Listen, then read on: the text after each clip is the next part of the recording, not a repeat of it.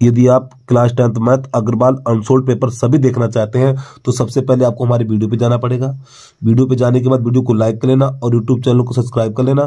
फिर इसके बाद जहाँ पे मोर लिखा हुआ मोर पे क्लिक करना।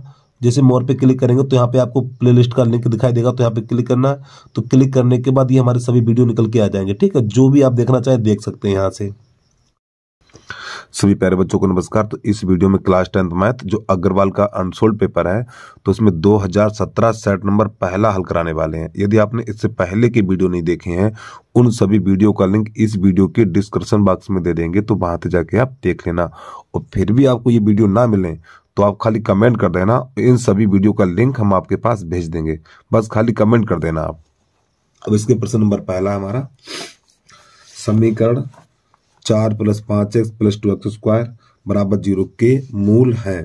तो सबसे पहले प्यारे बच्चों इसको सही लिखेंगे, थोड़ा सही नहीं लिखा है, इसको क्रम से लगाएंगे। यानी हो जाएगा 2x² प्लस का 5x प्लस का 4 बराबर 0। ये हमारा सही तरीका हो गया।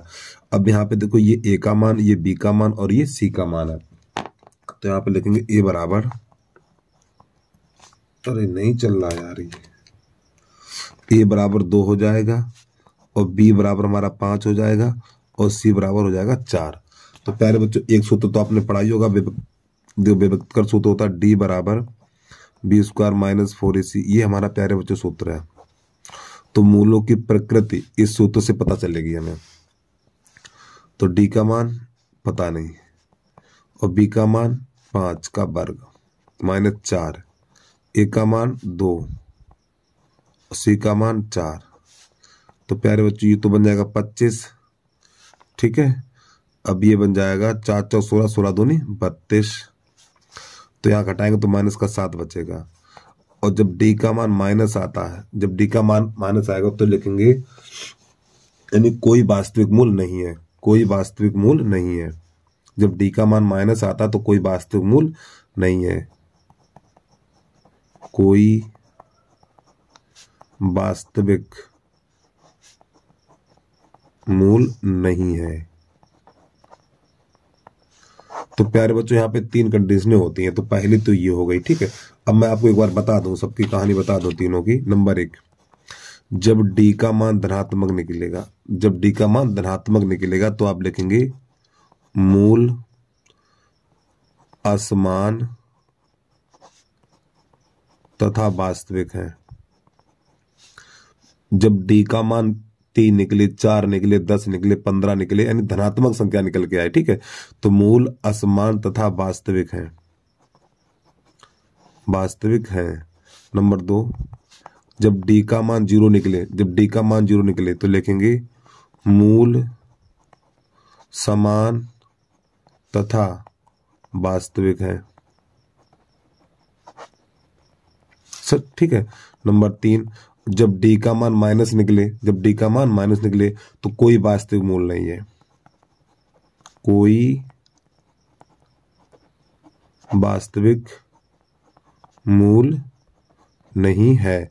तो प्यारे बच्चों ये कंडीशन आपको ध्यान रखनी है। ठीक है, जब d का मान प्लस निकले तो आपको ये लिखना है, जब d का मान माइनस निकले तो ये लिखना है, अब जब d का मान 0 निकले तो ये लिखना है, और जब d का मान माइनस निकले तो आपको ये लिखना है। तो इस वाले प्रश्न में d का मान माइनस निकला तो कोई वास्तविक मूल नहीं है, तो ये लिखा जाएगा।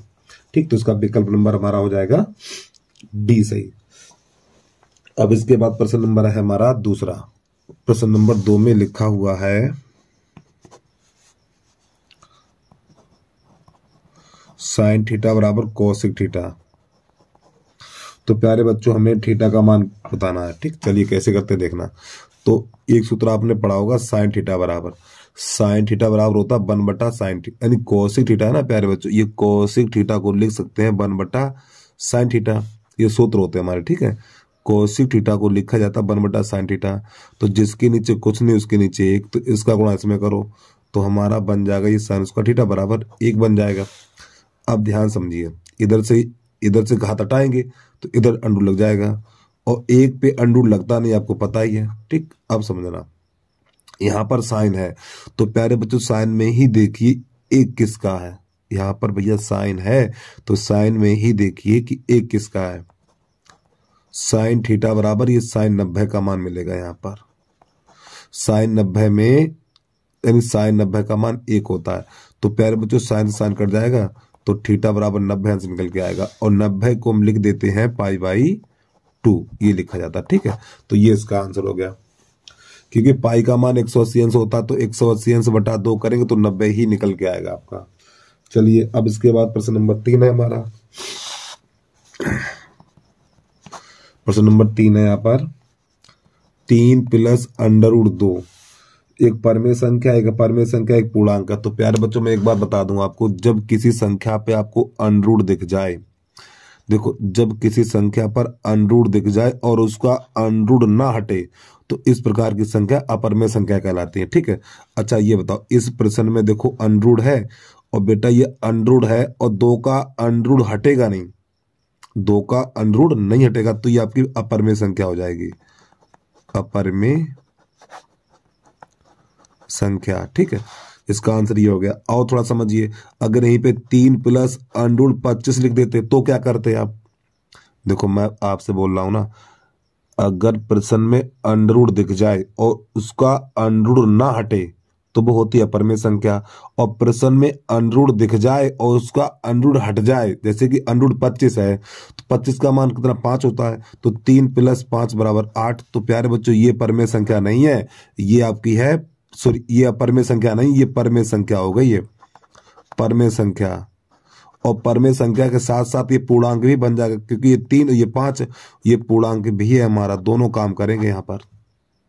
एक बार फिर समझो, यदि प्रश्न में अंडर रूट है और अंडर रूट नहीं हट रहा है तो आपकी अपरमेय संख्या है। ठीक, अगर प्रश्न में अंडर रूट है और वो हट गया, जैसे कि अंडर रूट 25 है, ये अंडर रूट 25 को 5 लिखा जाता तो ये हट जाएगा, तो आपकी ये परमेय संख्या बन जाएगी। प्यारे बच्चों क्या बनेगी? परमेय संख्या या फिर पूर्णांक, दोनों ठीक है आपके। ठीक, उम्मीद आपकी चीज समझ में आ गई भैया। चलिए अगला देखिए प्रश्न आप। अब देखो प्यारे बच्चों प्रश्न नंबर 4 है यहाँ पर, यदि आंकड़े, ठीक ये आंकड़े दिए हुए हैं, ठीक, और 2 का यानी 1 तथा 2 का बहुलक 7 है तो x का मान ज्ञात कीजिए। यानी प्यारे बच्चों ये संख्याएं दी हैं, कितनी है, यहां से लेके यहां तक ये संख्याएं दी हैं हमें। ठीक, तो इनका बहुलक 7 है, कितना बहुलक 7 है। देखो बहुलक 7 कब होगा? जिस पद की बारंबारता सबसे अधिक होती है, जिस पद की बारंबारता सबसे अधिक होती है वही बहुलक कहलाता है। अब देखो समझो प्यारे बच्चों, यहाँ पे 7 कितनी बार आया? यहाँ पे 7 आया है 3 बार, और 5 कितनी बार आया? यहाँ पे 5 भी 3 बार आया, तो ये 7 बहुलक कैसे हो जाएगा बताइए? ये कह रहा बहुलक 7 है, तो बहुलक 7 तब होगा जब x का मान 7 होगा। देखो यहाँ 5 है आपका 3 बार आया, और ये 7 3 बार आया, 5 भी 3 बार है, 7 भी 3 बार है, तो इन दोनों में बहुलक कैसे क्लियर कर सकते हैं कि 5 है 7 है? नहीं कर सकते ना। तो यहाँ पे कह रहा बहुलक 7 है, बहुलक उसने बोल दिया बहुलक 7 है, तो x का मान ज्ञात करिए। तो प्यारे बच्चों x का मान 7 होगा तभी बहुलक 7 होगा, तो इसका आंसर हो जाएगा सी। यहाँ पे 5 की संख्या कितनी 3 बार है, ये 7 बार, ये 7 3 बार है, तो x का मान 7 होगा। जब x का मान 7 होगा तो बहुलक 7 हो जाएगा। ठीक, तो इसका ये आंसर हो गया। चलिए 5वां देख लीजिए, एक समकोण त्रिभुज, एक समद्विबाहु समकोण त्रिभुज में कर्ण इतनी है, ठीक है, तो त्रिभुज की भुजाओं की लंबाइयां कितनी होंगी? चलिए कैसे करते देखना है इसको। देखो प्यारे बच्चों बता दो, समद्विबाहु समकोण त्रिभुज में क्या होता है, यानी इसमें ये बोल दिया गया समद्विबाहु समकोण त्रिभुज में कर्ण 2 अंडर रूट 5 है, तो ये वाले दोनों भुजाओं की लंबाई ज्ञात करनी। तो प्यारे बच्चों बता दो, समद्विबाहु समकोण त्रिभुज में ये दोनों भुजाएं हमेशा बराबर होती हैं। ठीक है, अब इसमें लगा देंगे पाइथागोरस प्रमेय। अब आपको पता ही समकोण के सामने वाली भुजा कर्ण होती है, ये लंब और ये आधार है, तो पाइथागोरस प्रमेय लगा देंगे यहाँ पे कर्ण का, इसको x कर लीजिए ऐसे करके। ठीक है, तो कर्ण का वर्ग बराबर आधार का वर्ग प्लस लंब का वर्ग। ठीक, एल कर लीजिए, मैं पे चाहता हूँ। ठीक, एल का वर्ग है यहाँ पर। चलिए, तो ये 5 अंडर रूट 2 का वर्ग, इधर x का वर्ग और प्लस x का वर्ग ऐसे करके। ठीक है, तो प्यारे बच्चों ये 5 25 25 दूनी 50 बन जाएगा। अरे भैया 5 25 25 दूनी 50 बराबर, अब देखो x स्क्वायर तो 2x स्क्वायर हो जाएगा, तो 2 1 2, तो ये बन जाएगा 25। तो प्यारे बच्चों x स्क्वायर बराबर बनेगा 25 हमारा। ठीक, इधर से घात हटेगी तो इधर अंडर लग जाएगा, तो x बराबर अंडर रूट 25, और अंडर रूट 25 क्या लिखा जाता है? 5 लिखा जाता है, 5 सेंटीमीटर, मीटर सेंटीमीटर, ये आंसर आ गया आपका। ठीक, तो ये वाली जो भुजा होगी ये भी 5 होगी और ये भी 5 होगी। ठीक, यही इसका आंसर आ गया। तो लगा लो टिक भैया 5 सेंटीमीटर पे। अब इसके बाद प्रश्न नंबर हमारा 6 है। इसको कैसे करते देखना है, प्रश्न को पूरा देख लें आप। प्रश्न नंबर 6, एक समांतर श्रेणी -3 और -1/2 2 का 11वां पद है। ठीक, तो कैसे करेंगे इसको। प्रश्न नंबर 6, तो एपी यानी कि समांतर श्रेणी दे रखी -3 -1/2 2 का 11वां पद ज्ञात करना हमें। ठीक है, समझना ध्यान से।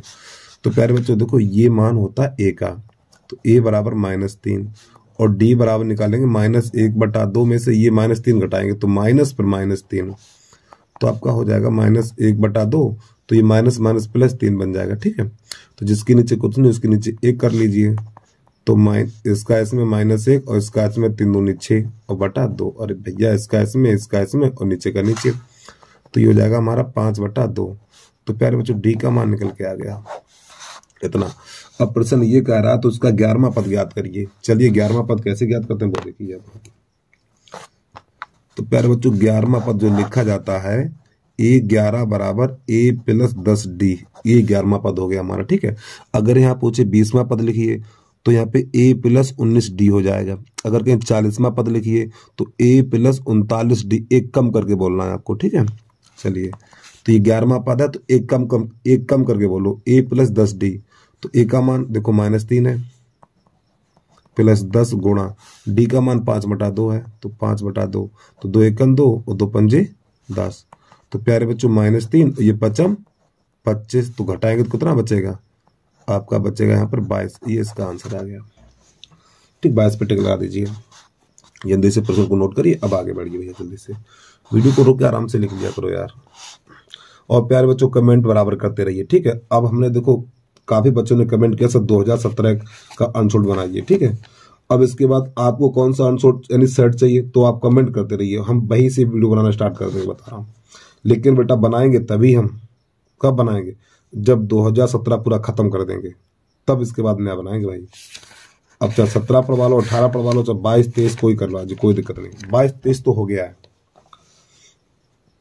प्रश्न नंबर है हमारा 7। ठीक, 7% दिखा दे पहले आपको हम।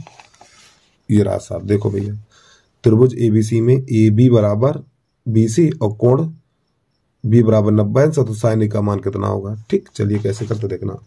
इतने में ही काम करते हैं, क्या करें, कहाँ पेज बने दूसरा यार। चलो नंबर 7, एक त्रिभुज बना लो, समकोण त्रिभुज। ठीक, वो कह रहा है B कोण समकोण है, तो प्यारे बच्चों B कोण 90 अंश का, तो यहाँ पे लिख दो B, तो यहाँ बचा हुआ A, यहाँ लिख दो C। तो अब प्रश्न में बोला AB बराबर BC, ये दोनों भुजाएं बराबर हैं। अच्छी बात है भाई। चलिए तो साइन A का मान ज्ञात करिए, साइन A का मान ज्ञात करिए। अब प्यारे बच्चों देखो थोड़ा और बता दो भैया, देखो ये दोनों भुजाएं बराबर हैं आपकी।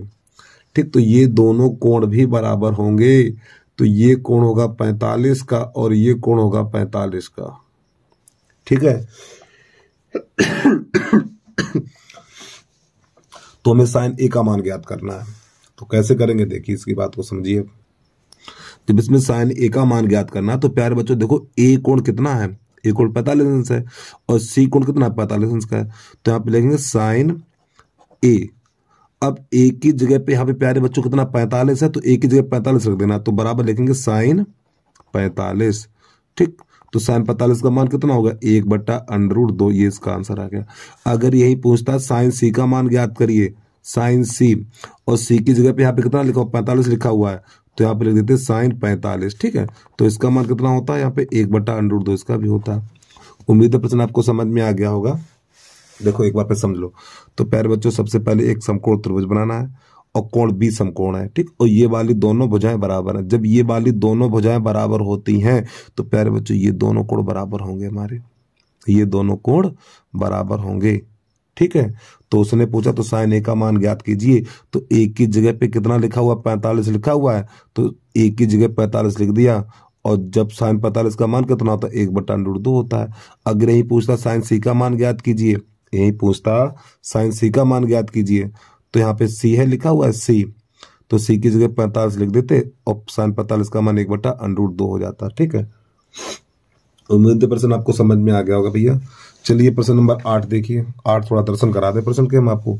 उस समांतर श्रेणी उस समांतर श्रेणी का सार्वंतर होगा, यानी डी का मान पूछा है जिसमें, ठीक, 21वां और 7वां पद, 21वां 7वें पद का अंतर 84 है। ठीक, चलिए कैसे करते हैं इसको भी देख लीजिए। चलो इसको भी इतने में ही समेट देते हैं, हो जाएगा इतने में। नंबर 8, तो प्यारे बच्चों नंबर 8 में कह रहा है, यहाँ पे दे रखा है A21 माइनस A7 बराबर है 84। ठीक, डी का मान ज्ञात करना। तो प्यारे बच्चों यहाँ पे 21वां पद लिखा हुआ भैया, ये कौन सा पद है? 21वां। मैंने बोला था जब भी पदों की संख्या लिखो एक कम करके बोलो।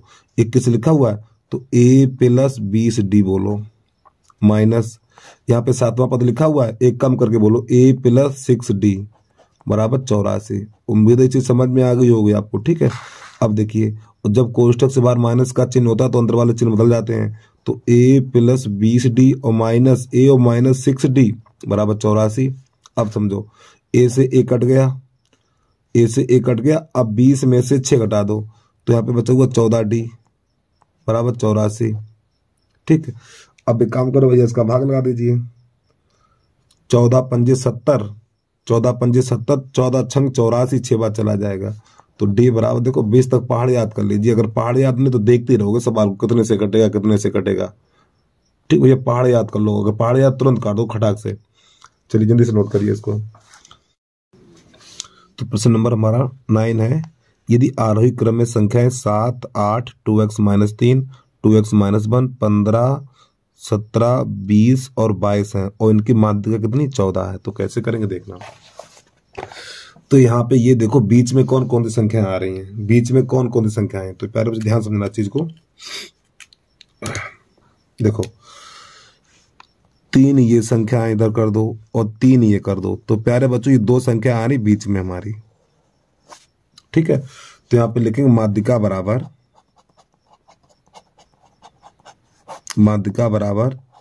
2x माइनस 1 और प्लस 15, यानी इन दोनों संख्याओं को जोड़ के 2 का लगा देंगे भाग। इस प्रकार जो बीच में संख्याएं आएंगी उनको जोड़ के 2 का भाग लगा देंगे। और माध्यिका कितनी है? माध्यिका है 14, तो बराबर ये कितना हो जाएगा 2x माइनस, अरे भैया 2x और 15 में से घटाओ तो 14 बचा हुआ है और बटा 2, जिसके नीचे कुछ नहीं उसके नीचे कैच गुणा करो, इसका इसमें और इसका इसमें, तो जाएगा 2x प्लस का 14 और बराबर 14 दूनी 28, 28 को उधर भेजो तो 2x बराबर हो जाएगा आपका 28 माइनस 14, तो 2x बराबर निकलेगा 14, तो 2 1 2 2 7 14, तो x बराबर 7 निकल के आ गया। लगाओ टिक जल्दी से भाई। ठीक है, x बराबर 7, तो विकल्प नंबर कहाँ है इसमें? हाँ, पहला ही निकल के आ जाएगा। ठीक है, चलिए प्रश्न को पूरा देखिए एक बार आप, वीडियो को रोक के आराम से नोट कर लिया करो यार। प्रश्न नंबर 10 है हमारा, चित्र में ओ केंद्र वाले वृत्त की जीवा AC 8 सेंटीमीटर, यानी प्यारे बच्चों इसकी लंबाई 8 सेंटीमीटर है और इसकी लंबाई 6 सेंटीमीटर है, तो वृत्त की त्रिज्या ज्ञात करिए। तो इसकी त्रिज्या यानी यहाँ से लेके यहाँ तक की दूरी ज्ञात करनी है। और प्यारे बच्चे बता दूं, अर्धवृत्त में बना कोण, अर्धवृत्त में बना कोण 90 अंश का होता, तो ये जो कोण होगा वो 90 अंश का होता हमारा। ठीक है, तो अर्धवृत्त में बना कोण 90 अंश, तो ये वाला 90 अंश हो जाएगा। ठीक, कैसे करते हैं देखना। तो ये वाला तो कोण हो गया 90 अंश, तो ये समकोण त्रिभुज बन गया। ठीक, तो यहाँ पे लिखेंगे समकोण त्रिभुज, समकोण त्रिभुज ACB में, तो इसमें लगा दीजिए पाइथागोरस प्रमेय। तो प्यारे बच्चों 90 अंश के सामने वाली भुजा कर्ण कहलाती है, तो यहाँ पे लिखेंगे कर्ण का वर्ग बराबर आधार का वर्ग प्लस लंब का वर्ग, तो कर्ण आपका AB बन जाएगा यहाँ पर, AB का वर्ग बराबर, ठीक, AC का वर्ग और प्लस BC का वर्ग, तो यहाँ पे AB का वर्ग बराबर, तो प्यारे बच्चों 8 का वर्ग प्लस ये 6 का वर्ग, तो ये हो जाएगा हमारा ये 64 और प्लस 36। ठीक, तो कितना हो जाएगा ये 100 बन जाएगा। इधर AB का वर्ग चल रहा है हमारा, तो इधर से घात हटेगी तो अंडू लग जाएगा, तो AB का वर्ग बराबर क्या हो जाएगा, इस 10 बनेगा।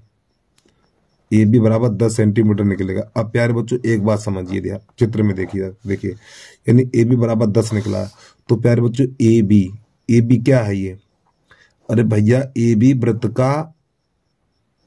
वृत्त के क्या ये व्यास है, AB वृत्त का क्या है, व्यास है भैया, व्यास को लिखा था 2r से, तो AB की जगह पे 2r लिख सकते हैं, तो 2r बराबर 10, तो 2 1 2 2 5 10, तो r बराबर 5 सेंटीमीटर।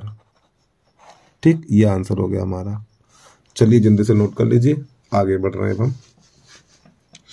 और देखो आपको यहाँ पे विकल्प है प्यारे बच्चों, ये कुछ नहीं करना आपको, सीधे क्या करिए, एक काम करिए, इतना लगा दीजिए, बस बात खत्म यहाँ से, ठीक है। ये कुछ ड्रामाबाजी करने की जरूरत नहीं है। चलिए अब इसके बाद प्रश्न नंबर हमारा 11 है। प्रश्न नंबर हमारा 11 है, सबसे छोटी अभाज्य संख्या और सबसे छोटी सम्मिश्र संख्या का मासा होगा, तो कैसे करते देखना। तो सबसे पहले प्रश्न नंबर 11 लिख लें यहाँ पर। तो यहाँ पे लिखेंगे सबसे छोटी अभाज्य संख्या, सबसे छोटी अभाज्य संख्या बराबर 2। फिर इसके बाद सबसे छोटी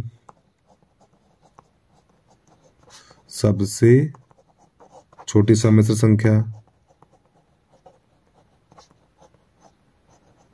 तो प्यारे बच्चों सबसे छोटी सम्मिश्र संख्या हमारी हो जाएगी 4, ठीक है।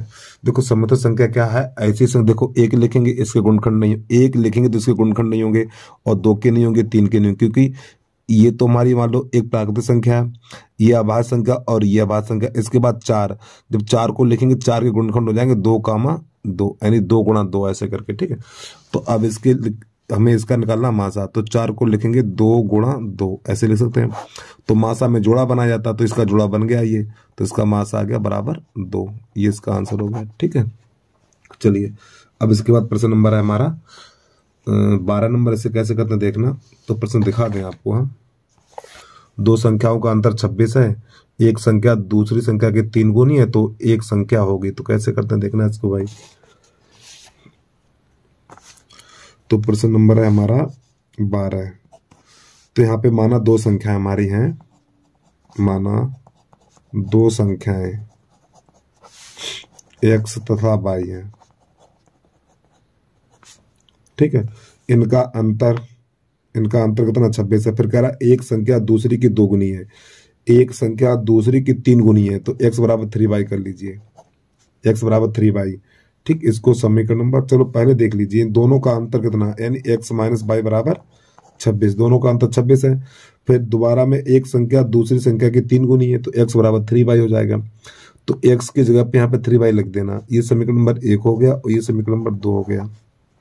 x की जगह पे 3y लिख देना आपको, तो यहाँ पे कितना हो जाएगा 3y माइनस y बराबर 26, तो यहाँ पे 2y बराबर 26, और 3 में से 1 घटाएंगे तो 2 बचेगा, तो 2 1 2, 2 1 2, 2 3 6, तो y बराबर 13, कितना आ गया निकल के।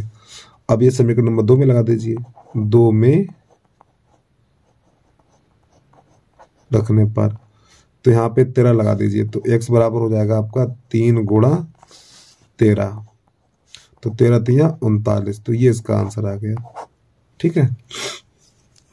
अगर एक संख्या कौन सी हमारी 13 और दूसरी कौन सी है 39 है, तो इसका आंसर 39 आ जाएगा।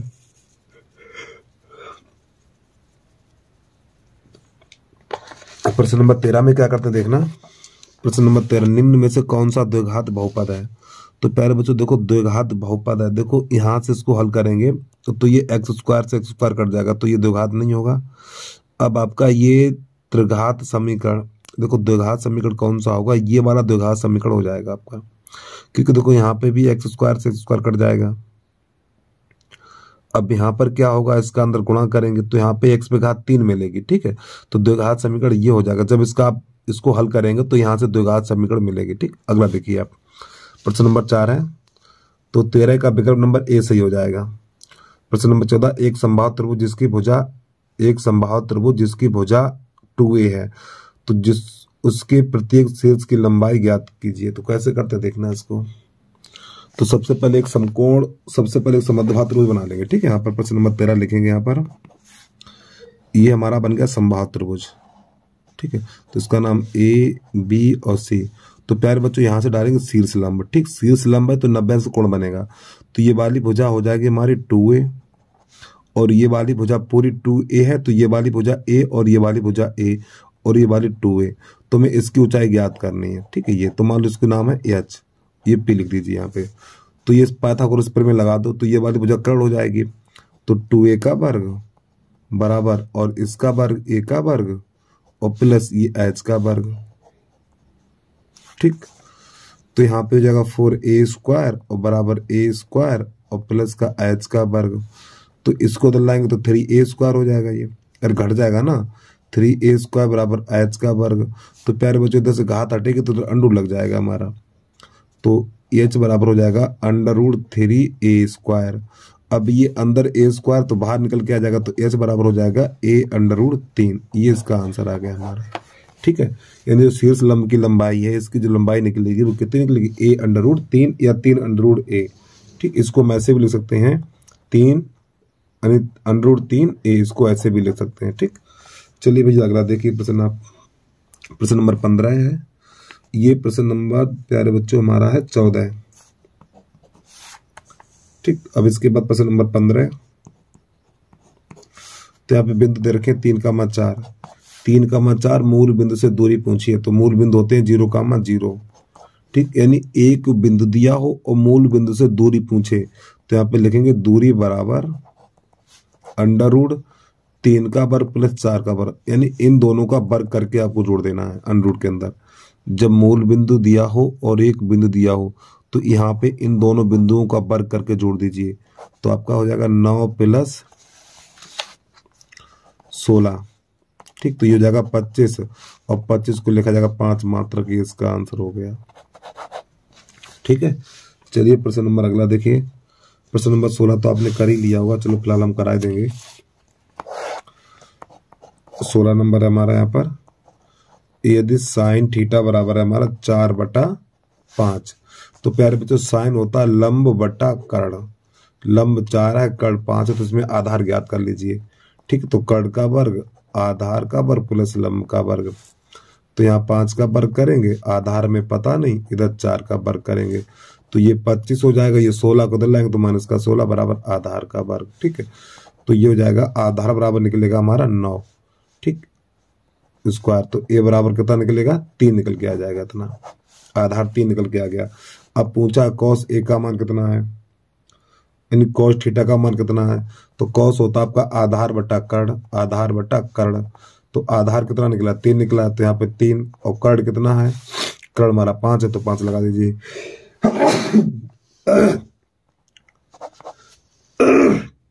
तो प्यारे बच्चों ये हमारा आंसर आ गया। ठीक है, 3/5। अब इसके बाद प्रश्न नंबर 17 है, इसको जरूर दिखा देंगे।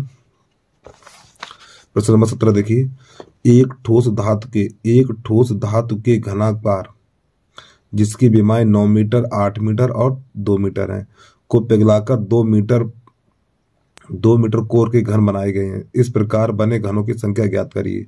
तो प्यारे बच्चों कुछ नहीं करना है, ये घनाभ का आयतन लगा दीजिए और बटे में घन का आयतन लगा दीजिए। ठीक है, आंसर निकल के आ जाएगा। कैसे करते देखना, चलो इतने में ही काम हो जाएगा। ठीक, छोटा सवाल है और ये प्रश्न नंबर है हमारा 17 है। ठीक, तो लिखें घनों की संख्या बराबर घनों की, हटाओ दूसरे पेज पे पहुंच रहे हैं यार, हटाओ इसको। हाँ सही है, नंबर 17 दोबारा कर लो भैया, जगह कम थी वहां पे। 17 नंबर, घनों की संख्या बराबर, घनों की संख्या बराबर, जो इसका सूत्र है हमारा, सूत्र उसका कुछ नहीं है, यानी कि जो घनाभ दिया वो घनाभ का आयतन, घनाभ का आयतन बटा घन का आयतन, आयतन। ठीक है, तो घनाभ की भुजाएं दे रखे हैं और घनाभ का आयतन होता है LVH, तो यानी कि 9, 8 और ये 2 बटा घन का आयतन भुजा की, और घन की भुजा 2 है, तो इस पर घात 3 लगा दीजिए। तो प्यारे बच्चों हो जाएगा ये देखो 9 दूनी 18 और गुणा 8। ठीक, 9 दूनी 18 गुणा 8 और 2 पे घात 3 का मान कितना होता, 8 होता, तो 8 से 8 चला जाएगा, तो ये हमारा 18 घन बनेंगे। ये इसका आंसर आ गया। तो इसके बाद प्रश्न नंबर है हमारा 17 के बाद है 18।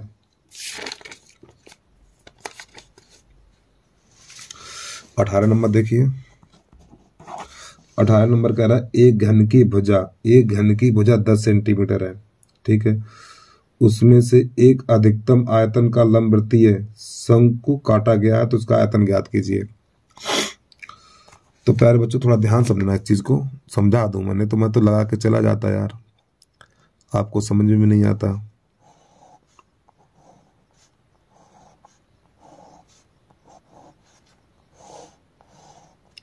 ये हमारा एक घन है, ठीक है। अब इसकी जो भुजा है हमारी प्यारे बच्चों, जो इसकी भुजा है वो 10 सेंटीमीटर है।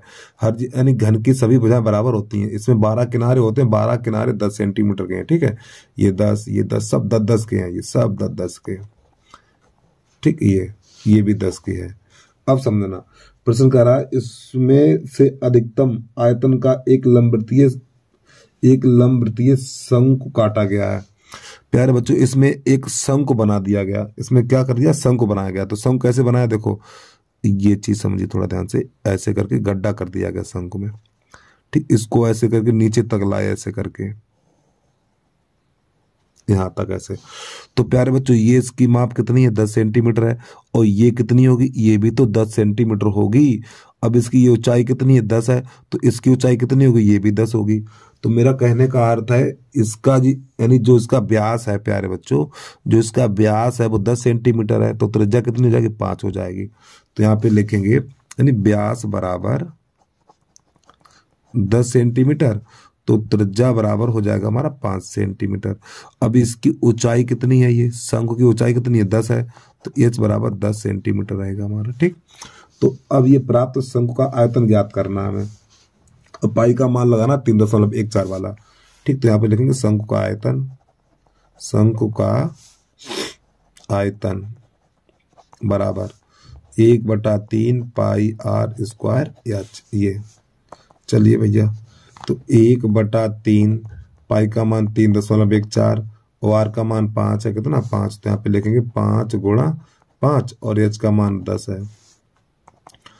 तो ये तो हो जाएगा 10 लिखा हुआ प्यारे बच्चों, ठीक है। यहाँ पे 10 पचम 25, ठीक। ये पचम 25 यानी कि 3.14 गुणा पचम 25 और 10 का गुणा और करेंगे तो 250 बन जाएगा बटा 3। अब 25 गुणा कर दीजिए इसमें, 25 चौकू 100, 25 चौकू 100, हाथ से लगी हमारी 10 और 25 सेकंड 25, 25 और 10 35 हासिल 3 और 25 3 75, 75 और 3 78 और ये वाली 0 बची हुई थी, ठीक। और बटा 3 और दशमलव से पीछे 2 अंक है तो यहाँ पे लग जाएगा दशमलव। अब इसमें 3 का भाग लगाओ तो देखो 3 दूनी 6, तेरे की 3 दूनी 6, यहाँ पे हो गया 18, 3 छक 18 और 3 एकन 3, 0.2 बचा, 3 छक 18, 3 छक 18। ये है आंसर इसका, घन सेंटीमीटर, घन सेंटीमीटर। देखो कौन सा है आंसर, टिक लगाइए उस पे। तो 261 तो देखो 261 ये सी हो जाएगा प्यारे बच्चों। देखो आंसर थोड़े थोड़े कौन सा है यार ये, देखो आंसर कितने सटीक रखे हैं इसने, बताओ। देखो ये 200, अरे नहीं दिखाई दे रहा है आपको, चलो देखो ऐसे देखिए, यहाँ पे जो आंसर दे रखा 260, ये हो नहीं सकता। अब इसके बाद है ये 260.9, इसके होने के चांस है, ठीक है, क्योंकि 9 है तो इसको लगभग ये 61 ही हमारा हो जाएगा। अब ये 61 ये और ये, तो देखो ये दोनों तो आंसर बेटा कभी नहीं हो सकते हैं, तो इसका आंसर ये वाला होगा आपका, ये हो जाएगा, ठीक सी, क्योंकि 61.9 हमारा आया 61.6, ठीक है। तो ये वाला आंसर सही हो जाएगा आपका। देखो सी कौन सा, आप वो भी देख लें, कौन सा नंबर, 18 का सी, हाँ 18 का सी। थोड़ा समझिए, देखो प्यारे बच्चों, देखो इधर वाली संख्या में परिवर्तन हो सकता है लेकिन इधर वाली संख्या में परिवर्तन नहीं होना चाहिए, ठीक। तो यहाँ पे कितना आपका ये 261 है, तो 261 आपका सी में ही आया, तो इसलिए यही सही हो जाएगा। अब इसके बाद प्रश्न नंबर है हमारा, इसको एक बार पूरा देख लें आप। इसके बाद प्रश्न नंबर है हमारा 19। प्रश्न नंबर हमारा 19 है, 3 सिक्कों को एक साथ उछाला गया, 3 सिक्कों को एक साथ उछाला गया तो कम से कम 2 पट आने की प्रायिकता क्या है। अब समझिए इसकी बात को प्यारे बच्चों, जब 3 सिक्कों को एक साथ उछाला जाएगा तो कुल परिणाम बराबर होंगे 8। अब वो 8 कौन कौन से होंगे देखिए, हेड हेड हेड, फिर हेड हेड टेल, फिर हेड टेल टेल, इसके बाद टेल टेल टेल, इसके बाद टेल हेड हेड, फिर इसके बाद लिखेंगे टेल टेल हेड। कितने हो गए, 1 2 3 4 5 6, 2 और बचे हुए हैं, हेड टेल हेड, फिर इसके बाद टेल हेड टेल। तो प्यारे बच्चों ये हमारे कुल 8 परिणाम हो गए हैं। अब प्रश्न कह रहा है कम से कम 2 पट, पट का अर्थ है टैल, टैल कहाँ कहाँ है देखो, कम से कम 2 होने चाहिए, 2 टैल होने चाहिए। देखो यहाँ पे सर्कल बना दे। तो प्यारे बच्चों एक तो ये 2 बार टैल आया, एक ये भी ले लिया जाए, कम से कम 2, कम से कम 2 होने चाहिए, अधिक कितने में कोई दिक्कत नहीं। अब एक ये ले लिया जाएगा यहाँ पे टैल, और एक ये ले लिया जाएगा। तो प्यारे बच्चों यहाँ पे देखो कम से कम 2 पट कितनी बार आया, एक, देखो इसमें भी 2 है, इसमें भी 2 मिल जाएगा, इसमें भी 2, इसमें भी 2, तो 1 2 3 4, 4 बार आया। तो यहाँ पे लिखेंगे पीई बराबर अनुकूल परिणाम हमारे पास कितने, 1 2 3 4, तो ये 4 और बटा कुल परिणाम कितने 8 है, कुल परिणाम कितने 8, तो बटा 8, तो 4 एकन 4, 4 दूनी 8, तो इसकी प्रायिकता हो जाएगी 1/2। ठीक है, चलिए जल्दी से नोट कर लीजिए आप इसको। इसका विकल्प एक देख रहे हैं, है भी नहीं है यार 19 में, 19 का विकल्प नंबर हमारा 3 कैसे हो जाएगा यार, ये कम से कम 2 पट, कम से कम 2 पट होने चाहिए।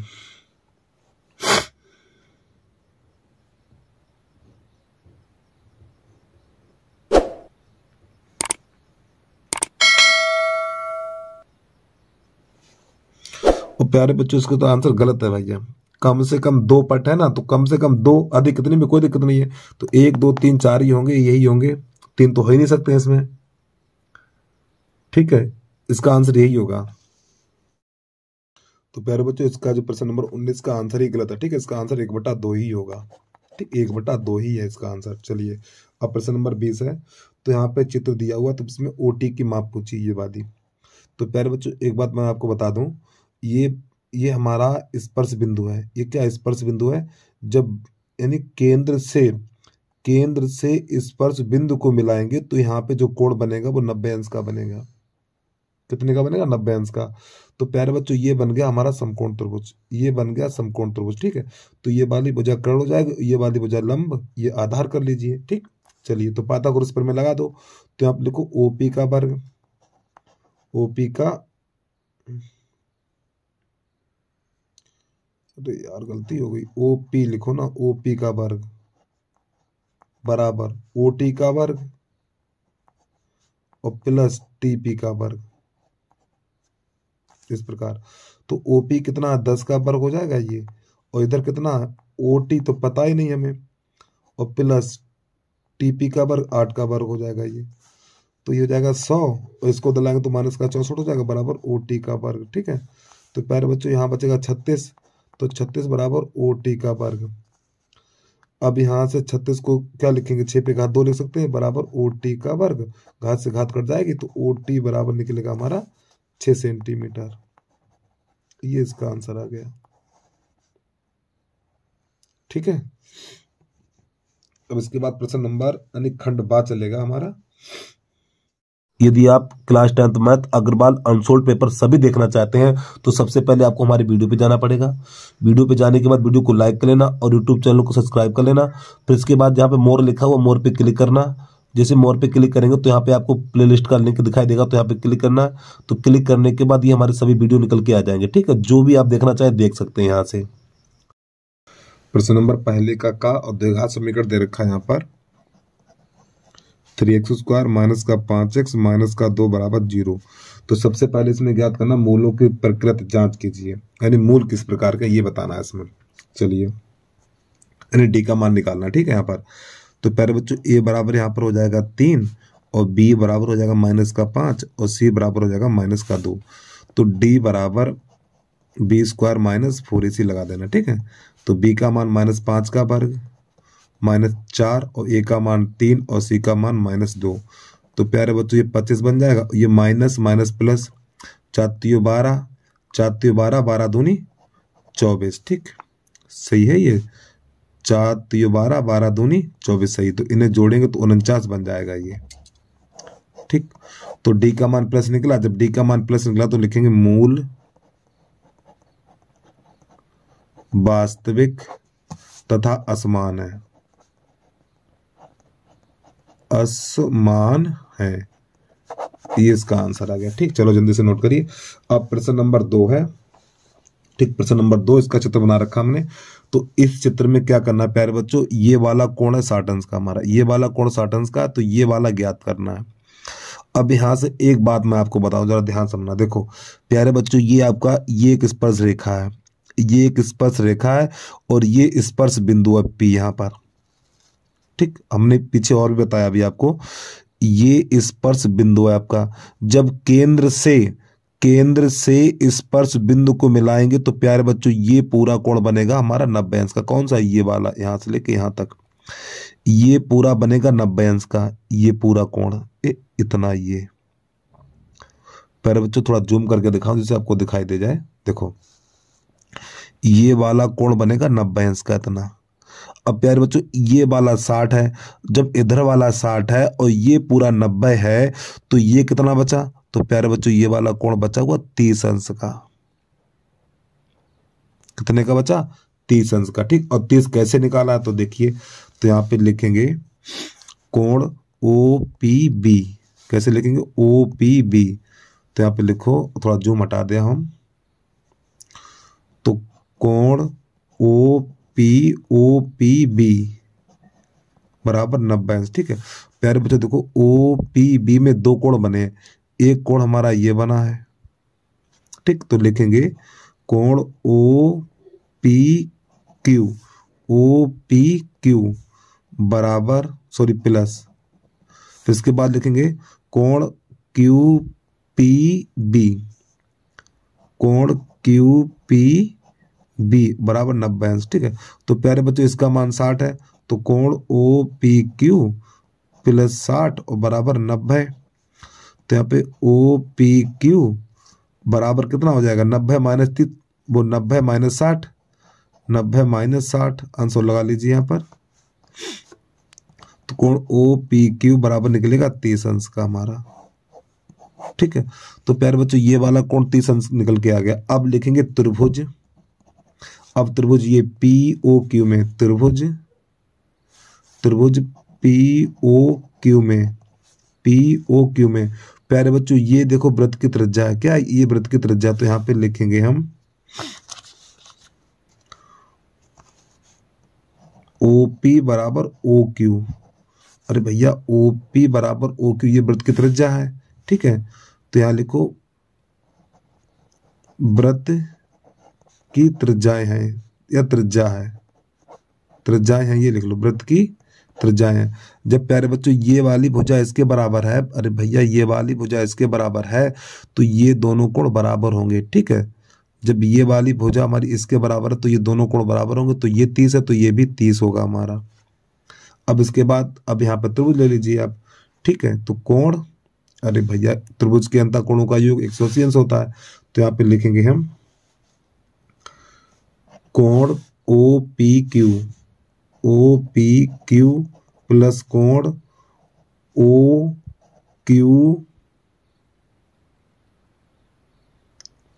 देखो OPQ प्लस कोण OQP और प्लस कोण POQ बराबर 180 अंश। अरे भैया देखो ये वाला प्लस किया हमने, ये प्लस किया और ये प्लस किया, बराबर 180 अंश रख दिया। तो इसका मान 30 है और इसका भी मान 30 है और प्लस कोण POQ बराबर 180 अंश है। अब इन दोनों को जोड़े 60 हो जाएगा और 60 को उधर भेज देंगे, तो कोण POQ बराबर 180 माइनस 60, तो कोण POQ बराबर 120 अंश। ये हमारा आंसर निकल के आ गया, ठीक है। चलिए जल्दी से नोट कर लीजिए इसको। प्यारे बच्चों लिखने के लिए था, इससे थोड़ा बड़ा कर दें तो हम तो तुरंत बता देते इसका आंसर कितना हो जाएगा, ठीक है। लिखने के लिए तो लिखेंगे ऐसे आप इसको। अब प्रश्न नंबर देखिए, प्रश्न लिखने की गलती कर दी, ना लिखे हमने, खा खरगोश है, पहले का खा खरगोश। देखो प्यारे बच्चों, प्रश्न लिखने की गलती मत कर देना आप यार, पहले का खा। अब इसके बाद गा गमला है, वो देखिए कैसे करते हैं इसको हम। तो यहाँ पे लिखो पहले का गा, यहाँ पे लिखा हुआ है 4x - 3y बटा 7x - 6y और बराबर है 4/13। ये है प्यारे बच्चों। अब यहाँ पे x y के मान कैसे निकलेंगे वो देखिए। देखो ये इसका मान हो जाएगा और ये इसका मान हो जाएगा। तो यहाँ पे लिखेंगे 4x - 3y बराबर 4, ये समीकरण नंबर 1 बन गया। 7x - 6y बराबर 13, ये समीकरण नंबर 2 बन गया। अब इसको हल कर दीजिए। देखो अरे भैया इसका मान ये है और इसका मान ये है। अब देखो यहाँ पे 6 है तो 6 का गुणा यहाँ लगा दो, यहाँ पे 3 है तो 3 का गुणा यहाँ लगा दो। अब देखो 3 × 1 = 3 और 3 दूनी 6, अगर ये संख्याएं कट जाए तो काट दिया करो। तो अब 2 का गुणा इसमें करो तो 8x - 6y और बराबर 8। अरे भैया 2 चौकू 8, 2 3 6, 2 चौकू 8। अब 1 का करेंगे तो ये संख्या ऐसी रहेंगी, 7x - 6y बराबर 13। तो प्यारे बच्चों चिन्ह बदलना पड़ेगा हमें, तो ये माइनस और ये प्लस और ये माइनस, तो ये दोनों कट जाएंगे हमारे। ठीक, तो यहाँ पर बचेगा x बराबर माइनस का बचेगा 5। कितना? अब इसके बाद ये वाला मान समीकरण नंबर 2 में लगा दीजिए। ठीक है, 2 में 1 में रख दो, 1 में रखने पर तो x का मान कहाँ रखना, आपको 1 में रखना है। इस x का मान 1 में रखना है इसमें। तो यहाँ पे हो जाएगा 4 गुणा माइनस का 5, तो माइनस का 3y बराबर 4। तो ये माइनस का 20 हो जाएगा, माइनस का 3y बराबर 4। तो ये कितना बन जाएगा, इसको उधर भेजिए। तो माइनस का 3y बराबर 4 और प्लस 20 हो जाएगा। तो माइनस का 3y बराबर हो जाएगा 24। तो 3 × 1 = 3, 3 × 8 = 24। तो y बराबर माइनस का 8 बन जाएगा ये। तो प्यारे बच्चों हमने x और y के मान निकाल लिए। अब प्रश्न कह रहा है यहाँ पर, तो x बटा y का मान कितना होगा, x बटा y का मान। तो x का मान कितना है, x का मान -5 है, y का मान कितना -8 है। तो ये माइनस से माइनस कट जाएगा, तो 5/8 इसका आंसर आ जाएगा। ठीक है, चलिए मिलाइए इसका आंसर जल्दी से। 5/8 कहाँ है यहाँ, ठीक है, इसका आंसर हो गया। अब इसका दूसरा भी तरीका बता दें आपको हम। ठीक है, दूसरा तरीका क्या है, पहले इसको एक बार पूरा देख लीजिए आप। ठीक, इसका दूसरा तरीका क्या है वो भी समझ लीजिए। तो चलिए यहाँ से लिखेंगे, गा गमला दोबारा बता रहा हूँ। ठीक, इसका दूसरा तरीका क्या है, तो यहाँ पे लिखेंगे 4x - 3y बटा 7x - 6y बराबर 4/13। ये लिखा हुआ है प्यारे बच्चों, कैसे गुणा करिए इसका। ठीक है, तो 13 चौकू 52, 13 चौकू 52x माइनस और 13 तिया 39 y। अरे 13 चौकू 52, 33 39 बराबर इसका गुणा करिए तो हमारा हो जाएगा 7 चौक 28x और माइनस 6 चौक 24 y। अब x वाले एक तरफ कर लो, y वाले एक तरफ कर लो। तो यहाँ पे 52x माइनस का 28x, ठीक है, बराबर माइनस का 24 y। अरे इसको उधर ले आओ, तो ये माइनस x वाले एक तरफ कर रहे हैं, y वाले एक तरफ कर रहे हैं हम। अब ये माइनस से इधर जाएंगे, प्लस का हो जाएगा 39 y। अब प्यारे बच्चों यहाँ पे घटाइए, तो देखो 12 में से 8 जाएगा, 4 बचेगा। 12 में से 8 जाएगा, 4 बचेगा। अब 4 रह गया, 4 में से 2 जाएगा तो 2 बचेगा प्लस का। ठीक, बराबर इधर आ जाइए। अब यहाँ घटाइए, यहाँ पर बचेगा हमारा, देखो 5 में से 9 में से 5 जाएगा, 9 में से 4 जाएगा तो 5 बचेगा, इधर 1 इतना बचा हुआ है। अब ये कट जाएगा 3 से, तो देखो 3 × 5 = 15 और 3 × 8 = 24। तो प्यारे बच्चों 8x बराबर 5 y। अब देखो एक बात प्यारे बच्चों हमेशा ध्यान रखना, गुणा वाली चीज भाग में पहुंचती है, गुणा वाली चीज भाग में पहुंचती है। तो देखो इधर ये संख्या गुणा में है तो इसको उधर लाएंगे तो ये x बटा y हो जाएगा और 8 को उधर ले जाएंगे तो 5/8 हो जाएगा। ये चीज बनेगी जाके हमारे। ठीक, तो ऐसे भी आप कर सकते हैं इसको। चलिए जल्दी से नोट करिए और जो आपको बढ़िया लगे वो समझ लीजिए। ठीक है, अब इसके बाद प्रश्न नंबर है हमारा इसका गा का अथवा। प्रश्न नंबर गा का अथवा कैसे करते हैं वो देखिए आप।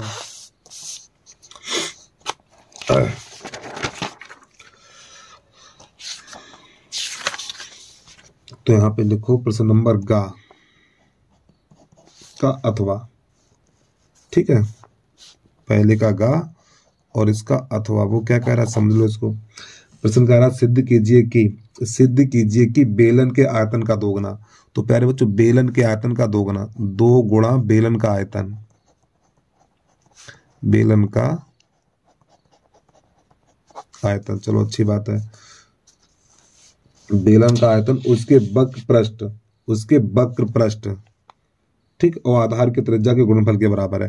यानी प्रश्न कह रहा बेलन के आयतन का दोगुना, बेलन के आयतन का दोगुना बराबर उसके वक्र पृष्ठ यानी बेलन का वक्र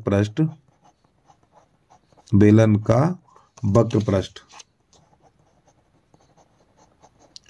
और त्रिज्या के गुणनफल, तो गुणा त्रिज्या, तो ये दोनों बराबर हैं।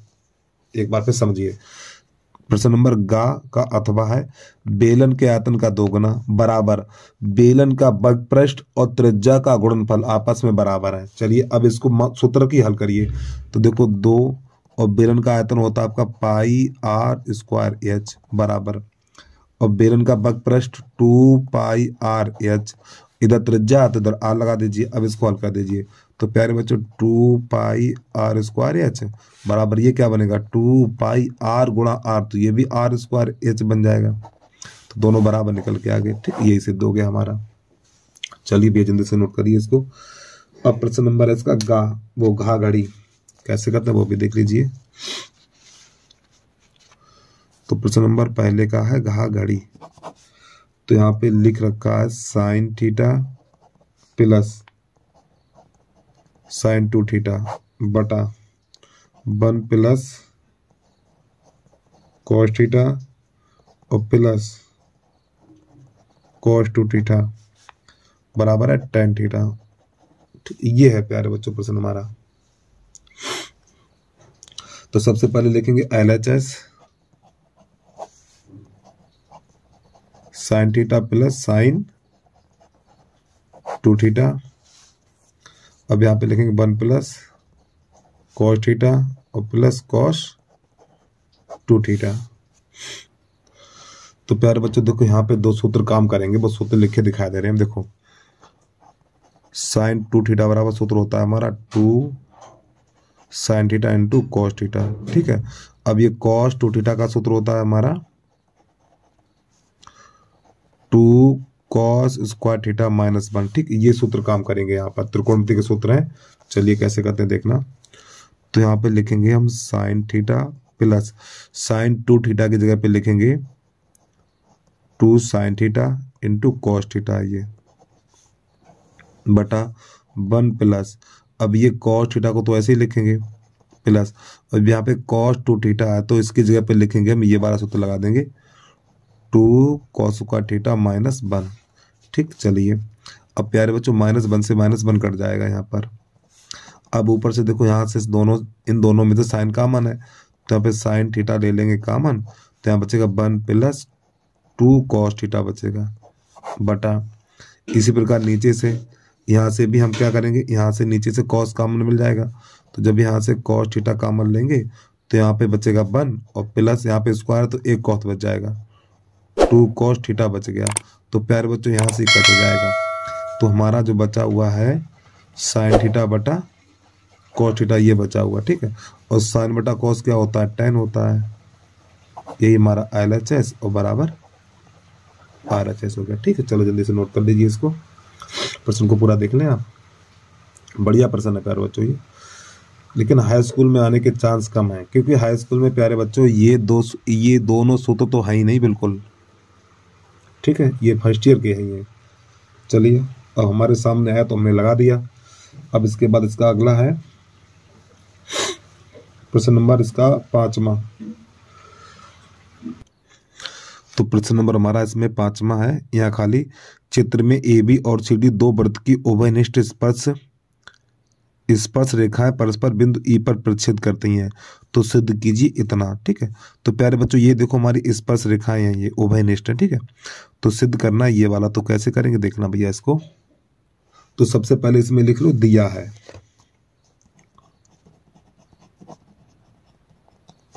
जो प्रश्न में लिखा भाई लिख लो AB तथा CD 2 वृत्तों की उभयनिष्ठ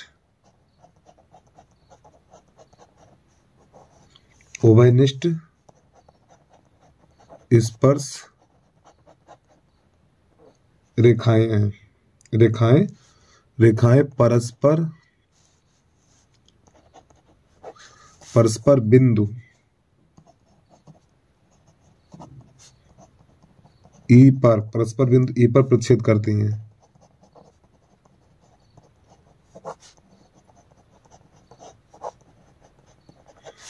ठीक, यानी वृत्तों की उभयनिष्ठ स्पर्श रेखाएं जो हमारी यानी ए बी और सी डी दो वृत्तों की उभयनिष्ठ स्पर्श रेखाएं परस्पर बिंदु ई पर प्रतिच्छेद करती हैं। और सिद्ध करना है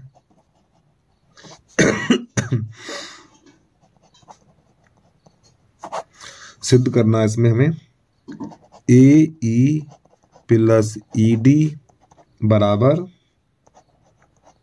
बी ई प्लस ई सी, ये सिद्ध करना है प्यारे बच्चों। चलिए अब यहां से प्रश्न को हल कर रहे हैं। अब एक बात प्यारे बच्चों जरा ध्यान समझना, देखो पीछे हमने आपको कई बार बताया, हर साइड में बताया, देखो ये हमारी प्यारे बच्चों वृत्त की स्पर्श रेखा है, ये वाली, ये और ये दो वृत्त की स्पर्श रेखाएं, यानी इस वाले वृत्त की, देखो इस वाले वृत्त की ये दोनों स्पर्श रेखाएं हैं और इस वाले वृत्त की ये दोनों स्पर्श रेखाएं हैं। ठीक है, तो प्यारे बच्चों ये दोनों आपस में बराबर होंगे, ये दोनों आपस में कैसे होंगे, बराबर होंगे। तो यहां पे लिखेंगे ए ई बराबर, देखो ए ई बराबर ई सी, क्या लिखेंगे, ए ई बराबर ई सी लिखेंगे। ठीक है, ई सी। इसी प्रकार यहां पर अब यहां पे लिखेंगे डी ई, क्या लिखेंगे, ई डी। तो ई डी या डी ई, चलो ई डी बराबर, देखो ये वाली भुजा इसके बराबर तो लिख दिया और ये वाली भुजा इसके बराबर है, तो बराबर में क्या लिखेंगे, इसको लिखेंगे बीई, बीई। ठीक, तो यहाँ पे लिखो व्रत की इस पर, ये समीकरण नंबर 1 और ये समीकरण नंबर 2, तो आगे इसके लिख देना व्रत की स्पर्श रेखाएं हैं ये। ठीक, और व्रत की स्पर्श रेखाएं आपस में बराबर होती हैं।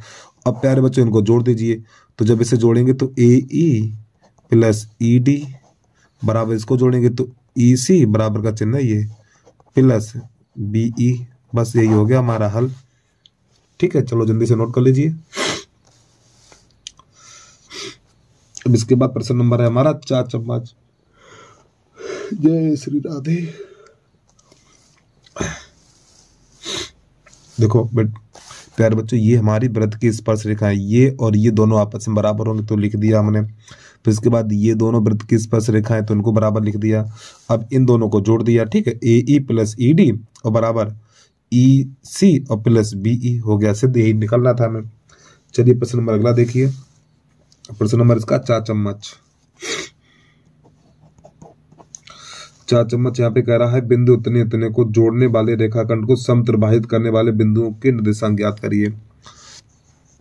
तो सबसे पहले एक लाइन बनाएंगे इस प्रकार, ये है यहाँ पर ए, यहाँ पर बी, तो जो इसके निर्देशांक है 4, -1 और इसके निर्देशांक है -2, -3। तो प्यारे बच्चों यहाँ पे कह रहा समत्रिभाजित, तो इसके 3 भाग समान करिए, एक ये और एक ये। ठीक है, तो 1 2 3, तो ये दूरी P हो गई और ये वाली Q कर लीजिए। ठीक, तो अब देखो यहाँ से लेके यहाँ तक की दूरी कितनी है, ये दूरी बराबर है, ये वाली 1 है, ये वाली 1 है, ये वाली 1 है, क्योंकि दूरी आपस में बराबर है ये तीनों। ठीक, तो हमें किसके P और Q के निर्देशांक ज्ञात करने हैं। चलिए कैसे करते देखना। तो सबसे पहले लिखेंगे P के निर्देशांक, तो आप लिख लो P के निर्देशांक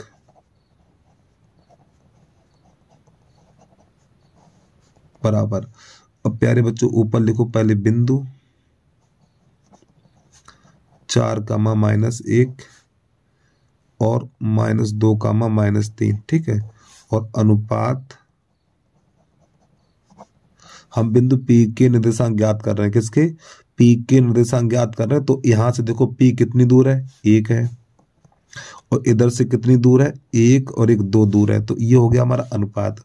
तो P के निर्देशांक सूत्र का, यानी P के निर्देशांक ज्ञात करने के लिए सूत्र है हमारा m1x2 प्लस m2x1 और बटा m1 plus m2 comma m1 by 2 plus m2 by 1 और बटा m1 प्लस m2। तो प्यारे बच्चों ये हमारा सूत्र है, ठीक, निर्देशांक ज्ञात करने का। अब इसमें लगा देंगे मान।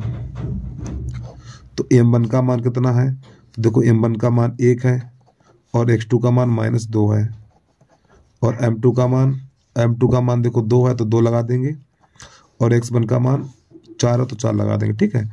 और बटा देखो m1 प्लस m2 यानी इन दोनों का जोड़ 3 आएगा कामा m1 का मान कितना है 1 है और बाई 2 का मान -3 है प्लस m2 का मान 2 है बाई 1 का मान -1 है और बटे में आ जाएगा 3।